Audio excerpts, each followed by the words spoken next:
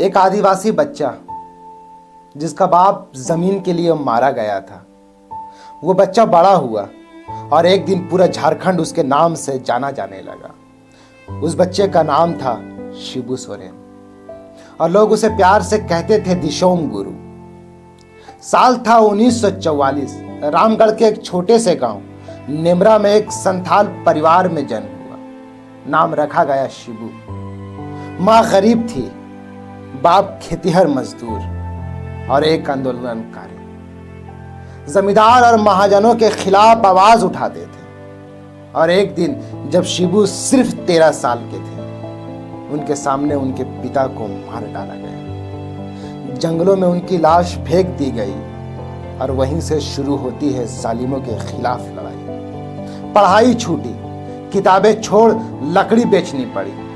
माँ के साथ जंगल से लकड़ी लाकर बाजार में बेचना, यही जिंदगी थी। लेकिन बाप का सपना और दर्द सीने में जिंदा था। तब एक बात तय कर ली, जब तक जिंदा रहूंगा जालिमों को चैन से जीने नहीं दूंगा। 1972 में शिबू सोरेन ने गांव-गांव घूमकर संताल नौजवानों को जोड़ा। फिर शुरू हुआ धान कटनी आंदोलन, जहां आदिवासियों से छीने गए खेतों पर जाकर जबरन फसल काटी जाती थी। उन गरीबों को उनका हक दिलाया गया। महाजन डर गए, हुकूमत कांप गई, लेकिन आदिवासी बच्चे ने हथियार नहीं, आवाज उठाई थी।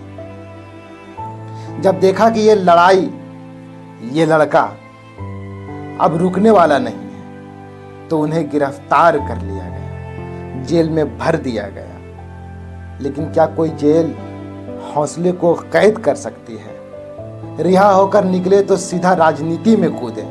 1972 में जेएमएम यानी झारखंड मुक्ति मोर्चा का गठन किया। अब आंदोलन से लड़ाई, लड़ाई से क्रांति बनने लगी। 1980 में पहली बार संसद पहुंचे।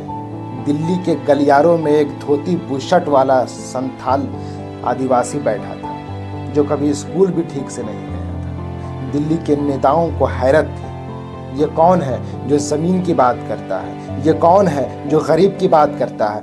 ये कौन है जो आदिवासियों की बात करता है? 2005 में वो दिन भी आया जब शिबू सोरेन झारखंड के मुख्यमंत्री बने।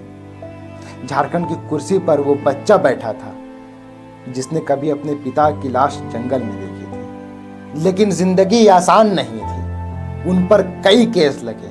1975 का चिरूडी कांड, 1994 में अपने ही सचिव की हत्या का इल्जाम। एक वक्त आया जब दिल्ली की अदालत ने उन्हें उम्र कैद की सजा सुनाई, लेकिन सांच को आंच गया। बाद में सबूत न मिलने पर बाइज्जत बरी कर दिए गए। वो फिर से लड़े और फिर से जीते। वह सिर्फ नेता नहीं थे, झारखंड के लोगों के लिए फरिश्ता थे, जिसने उनके लिए स्कूल बनवाए, सड़कें बनवाई, जिन्होंने उन्हें बताया कि हक कैसे लिया जाता है। उनके बेटे हेमंत सोरेन आज झारखंड के मुख्यमंत्री हैं। लेकिन हेमंत सोरेन कहते हैं, मेरे पिता सिर्फ मेरे नहीं, पूरे झारखंड के पिता हैं। आज उन्होंने कहा कि मैं शून्य हो गया। लंबी बीमारी के बाद दिशोम गुरु ने दुनिया को अलविदा कह दिया। उनके बेटे हेमंत सोरेन ने कहा, मैंने सिर्फ पिता नहीं खोया, मैंने अपनी जमीन की आवाज खो दी। झारखंड की सड़कों पर मातम है, तमाम लोग रो रहे हैं, आदिवासी सदमे में हैं, बच्चे बिलख बिलख के रो रहे हैं, क्योंकि जिसने उनकी जिंदगी बदल दी है अब वो नहीं रहे। वो जंगल से निकले थे, जमीन के लिए लड़े और एक दिन झारखंड की आत्मा बन गए। दिशोम गुरु नहीं रहे, लेकिन जब जब कोई गरीब आवाज उठाएगा, उनकी सांसों में शिबू सोरेन की लड़ाई गूंजेगी। किसी का एक शेर याद आता है, हजारों साल नरगिस अपनी बेनूरी पे रोती है, हजारों साल नरगिस अपनी बेनूरी पे रोती है, बड़ी मुश्किल से होता है चमन में दीदावर पैदा। एक और शेर याद आता है कि शाम ढले हर पंछी को घर जाना पड़ता है, शाम ढले हर पंछी को घर जाना पड़ता है, कौन खुशी से मरता है मर जाना पड़ता है। अलविदा साहब।